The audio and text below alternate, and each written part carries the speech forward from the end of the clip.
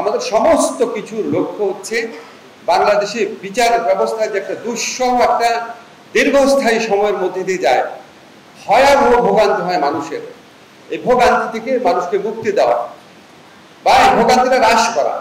আরেকটা পদক্ষেপের কথা বলা প্রয়োজন। এখানে আমরা ম্যান্ডেটরি লিগাল এডের ব্যবস্থা করেছি, যাতে ছোটখাটো বিরোধ, আপনার ভরণ পোষণ পাবে কিনা বা ডিভোর্স হয়ে গেছে কিনা, বাচ্চার নজরদারিকে, বাচ্চার কাস্টডি কে পাবে, একটা 2 লাখ টাকার চেকের মামলা, একটা প্রিএমশনের মামলা, এই সমস্ত ছোটখাটো বিষয় নিয়ে কোর্টে আর যেতে না হয়।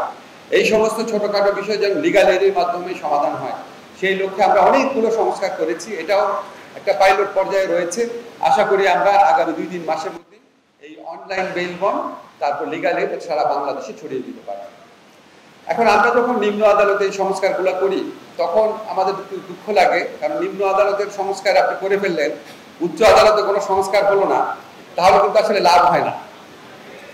এখন আপনি যদি উচ্চ আদালতে দেখেন, আমি শুনেছি, আপনারা আমাকে ভালো জানেন, নিম্ন আদালতে যেই মামলাটা নিষ্পত্তি হয়, উচ্চ আদালতে সেটা বছরের পর বছর ঝুলে থাকে।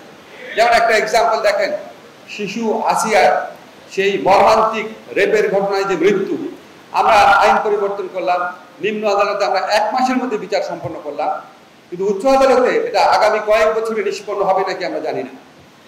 তো এখানে আমাদের কাছে মনে হয় এখানে উচ্চ আদালতে অনেক জায়গায় সংস্কারের প্রয়োজন রয়েছে। উচ্চ আদালতে যে আপনার বেঞ্চ গঠন, সেটাকে বিকেন্দ্রীকরণের প্রয়োজন রয়েছে। উচ্চ আদালতে যে সিরিয়ালটা হয়, কজ লিস্ট, আগের মামলা পিছনে চলে যায়, পিছনের মামলা আগে চলে আসে, এটা কি প্রক্রিয়া হয়, এটা নিয়ে মানুষের প্রশ্ন রয়েছে।